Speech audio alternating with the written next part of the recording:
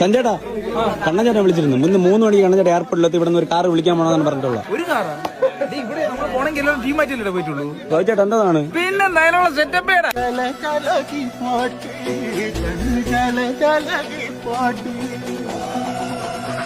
എല്ലായിടത്തിനും വിളിച്ച് വണ്ടി പറക്കണ.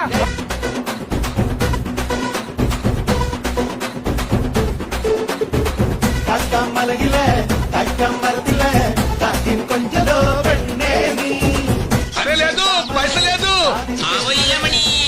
പുട്ടടി പൂഞ്ചോലെ പാടം പൂത്തകൈ അൽ ദുബായ് കമ്മിങ് അൽ കണ്ണൻ ദുബായ് കണ്ണൻ. നിനക്കറിയോ ഞങ്ങൾ എന്തിനാ ഇപ്പോഴും ഇങ്ങനെ റോക്കി റോക്കി റോക്കി റോക്കി എന്ന് പറയുന്നതെന്ന്?